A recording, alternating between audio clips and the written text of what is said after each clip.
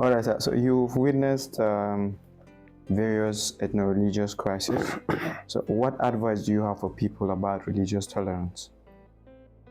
Seriously, anywhere there is no religious tolerance, there wouldn't be peace. We are struggling to go to one God. But some of us seem to be fighting for that God instead of praying to God. We are trying to defend God in one thing or the other. And that is what brings in lack of peace. So the major two religions in Kaduna,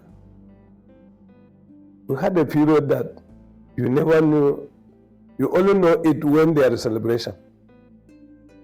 That is, if the Muslims are celebrating one of their Salah break, they make food enough for all the community.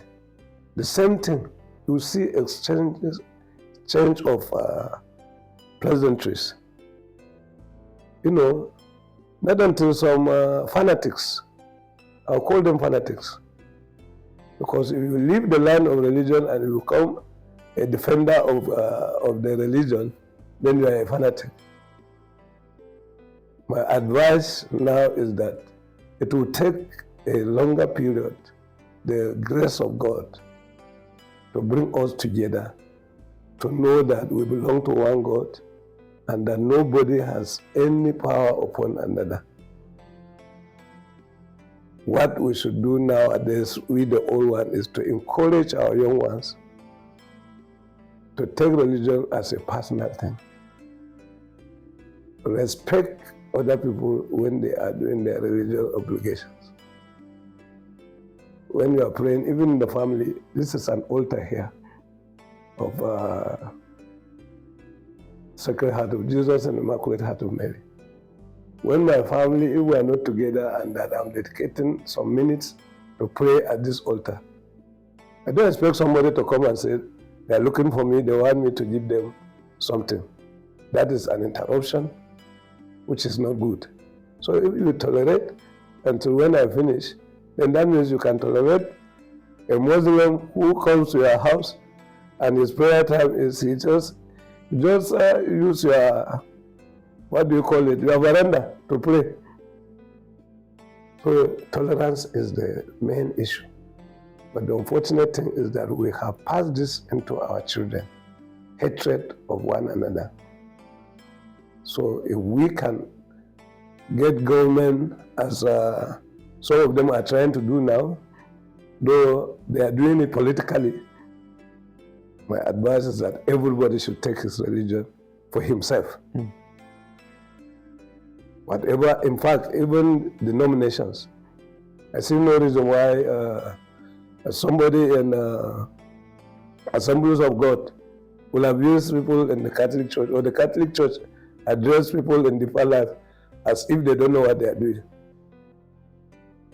God, I have seen where people have said, somebody will not even go to church, but what he does is what the church actually wants.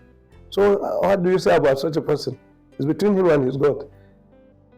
You may one day come and see him in heaven, while you that was busy in the church will be hanging in hell. So tolerance, and they know your religion. Be yourself. That's all. Wow. So today you are a dedicated Catholic and a knight at that. But you said you were unknowingly absorbed into the doctrine of the Catholic Church, and at a point you were even baptized without the consent of your mother, or let me say your parents. Now, do you feel like you were forced into the Catholic faith as a boy because you were born an Anglican? Well, I was born an Anglican, and my mom died an Anglican, but she never interrupted my being a Catholic. And I emphasize that in my book. I got to being a Catholic by being a member of St. Teresa's primary school. Just like today, if a girl is sent to Our Lady of Fatima here in Kaduna Archdiocese, you must agree that that girl will have to whether she's a Muslim or somebody who do not believe in God, she must have to study alongside with all the Catholic students. She have to know Hail Mary and all the prayers if she must study there. So the same thing happened that time.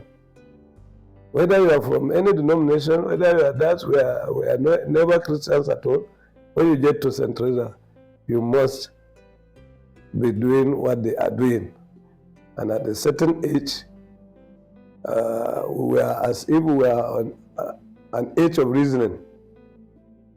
When I was about primary 4, I think, that was when I was baptized. And by then, my siblings, 2 of them also, were together. One was in primary 5, the other was in primary 6. So all of us, I think we were baptized the same day. And we had different godfather. I had a godfather, but my immediate sister had her own godmother. Then the other brother. So as if we were definitely allowed to be absorbed by circumstances into the Catholic Church, and we enjoy it.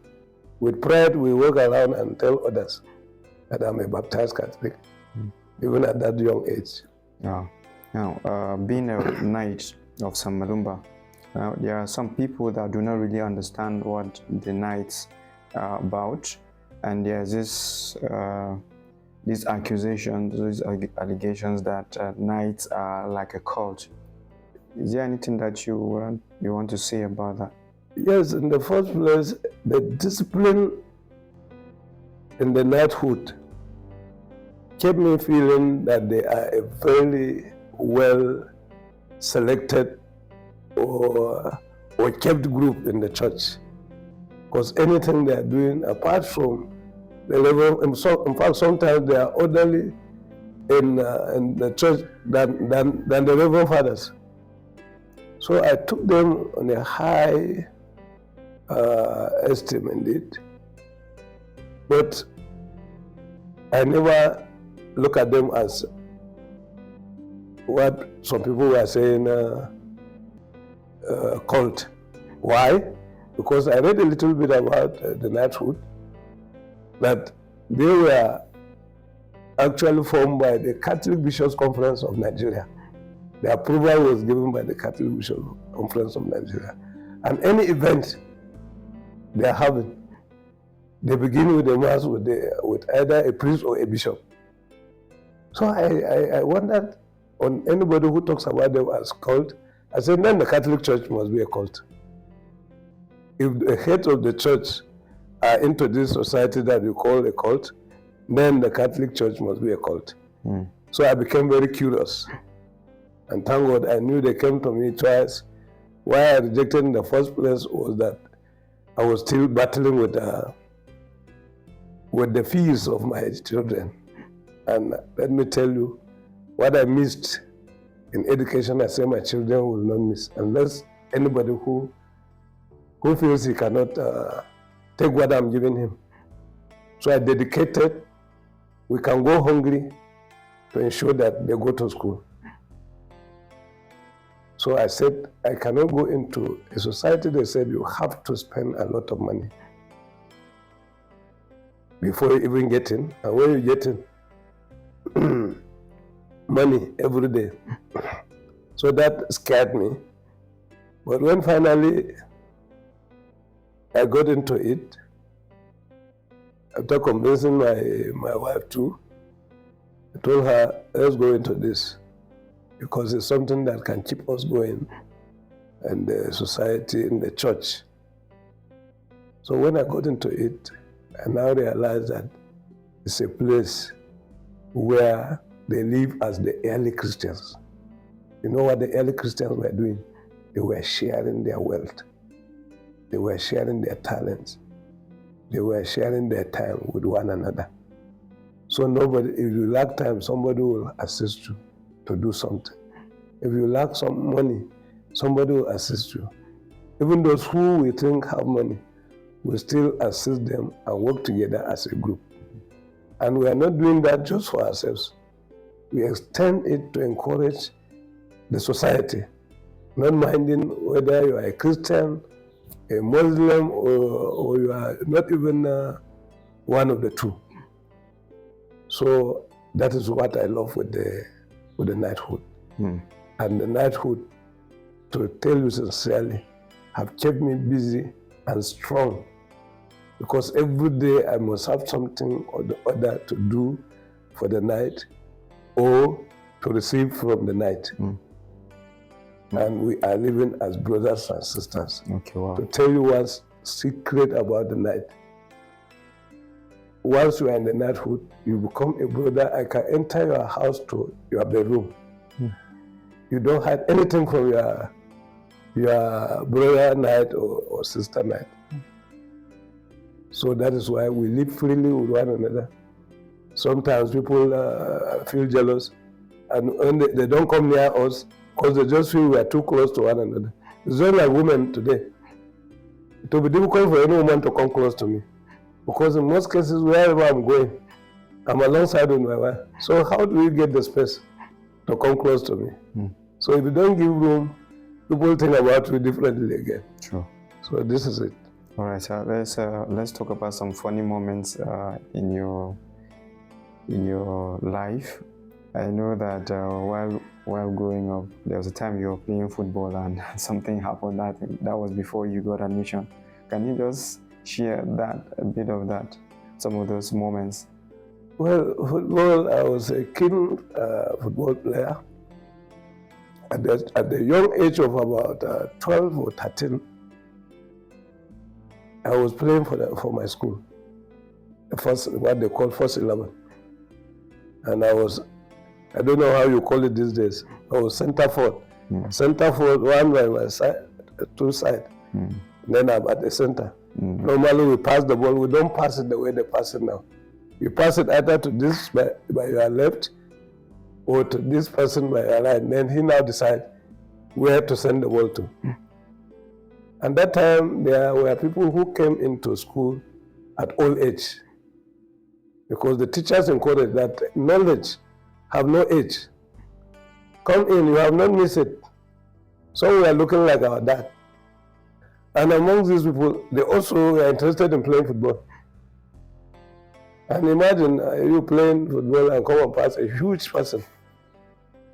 As I describe it in my book, he missed the ball but couldn't miss my leg.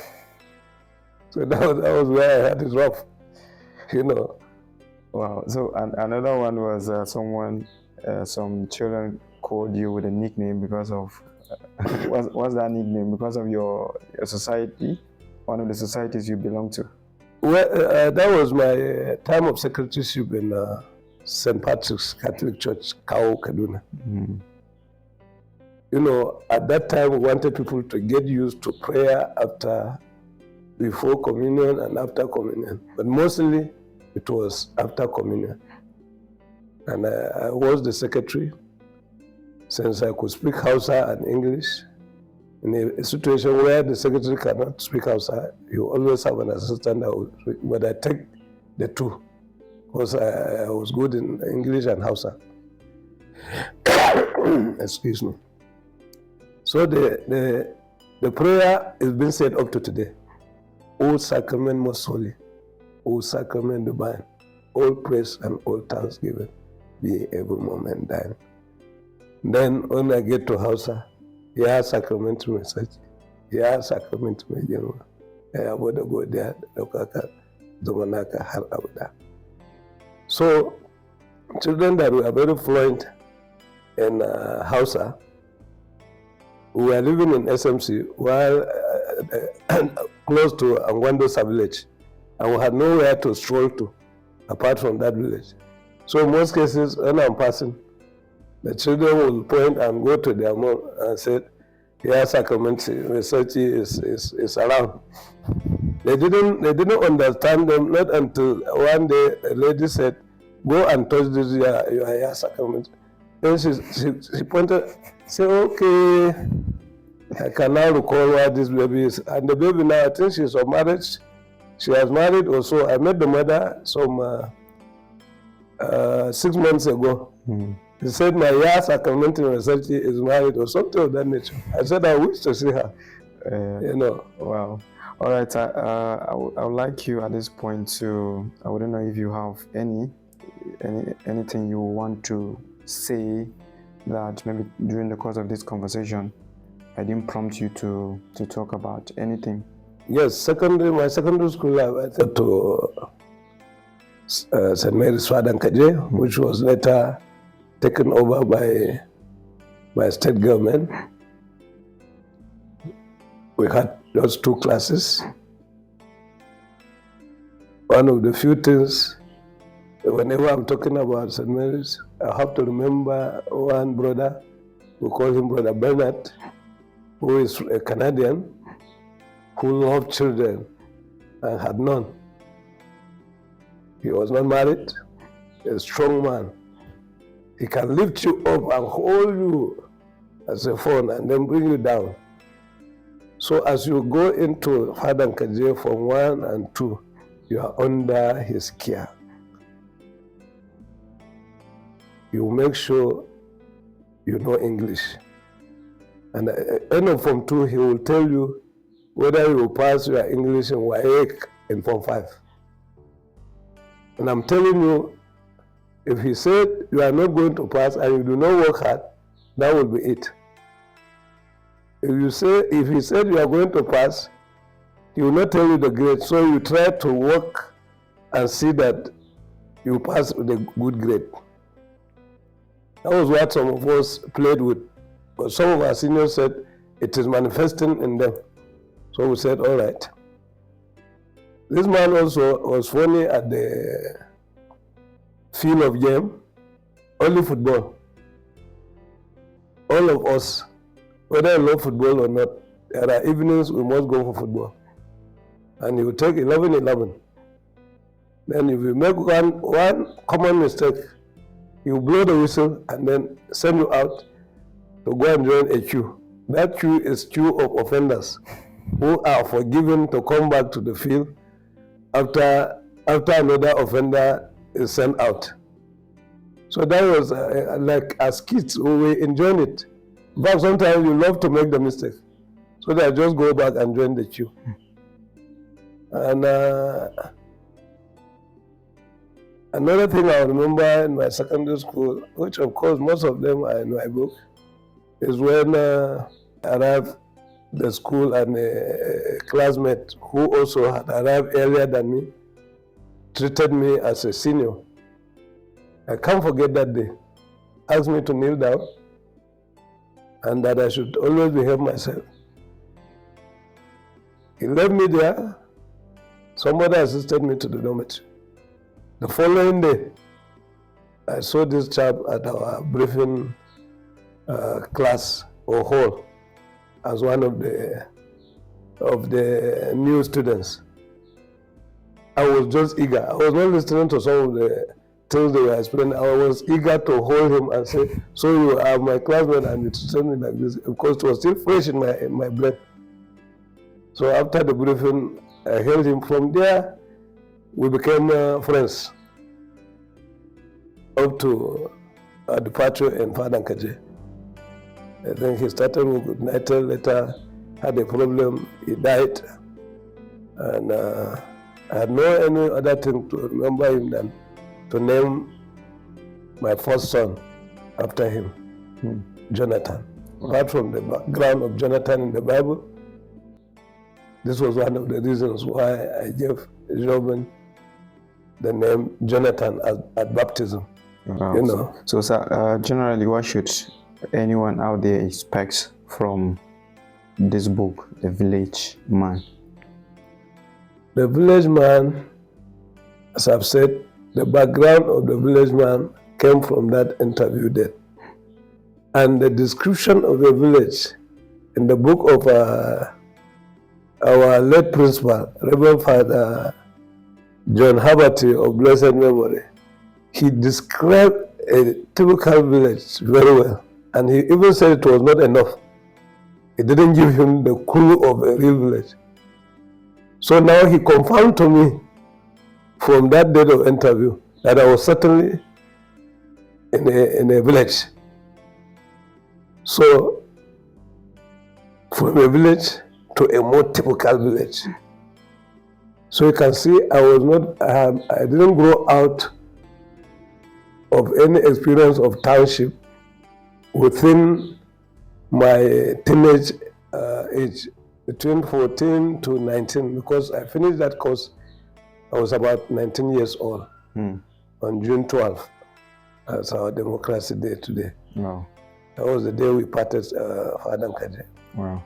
So in that book, you will see the relationship between family members. You will see the relationship between friends. You will see the struggle in life of a family to settle and move forward. You will see patience, what it pays to be patient. You will see leadership qualities.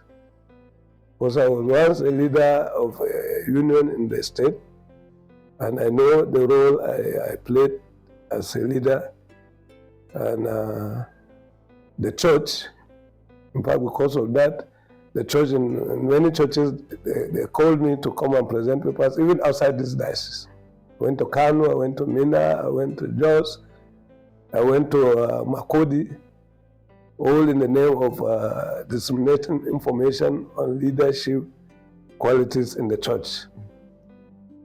So that book it may be too late for people of my age to put down what I have put down, but those who are grown up, if not for anything, keep what you are doing, whether wrong or right, because it will help somebody someday.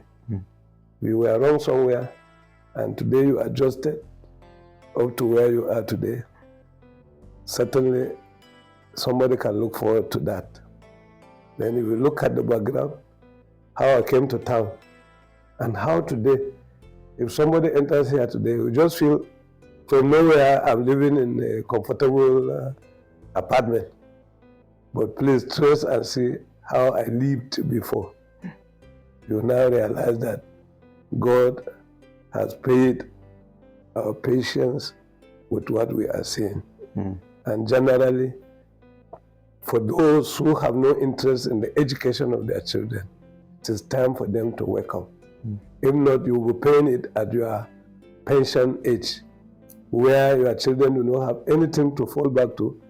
They come, your pension is nothing to take home, and they come to grab it and take some things out of the house and sell some of your property, which you were saving without educating them.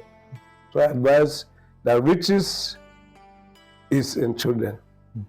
If God has given you the gift of children, do well to put them in education. Okay. And even if you don't have children, adopt children. I've seen adopted children doing very well for those who adopted them as parents. So children are a good thing to keep. That would assist you as you read my book. Wow. So, sir, you are 68 now, and congratulations on that. Thank you. So what do you look forward to, and what are your prayers for yourself as you clock 68? 68. In fact, why I want to celebrate this is an odd number. 68, normally you say 50, 60, 70. But these days, do you wait for a round number when you don't know what life is all about? I'm grateful that I'm already 68. So why must I wait until I'm 70? So I've made it upon me now that every year, if I have, if I'm well and I'm alive, I'll always do a Thanksgiving of my birthday. I think I'll make it a yearly affair. If it were monthly, even I can make it monthly.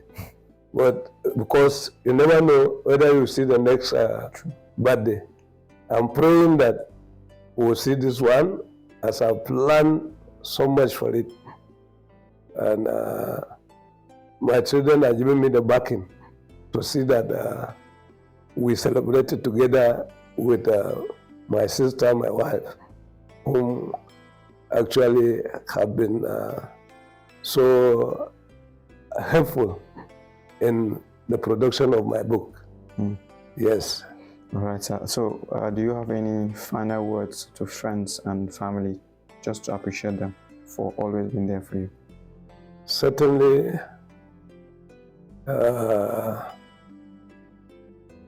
now I will say I don't even have much friends again. Those friends I was leaning on have gone before me.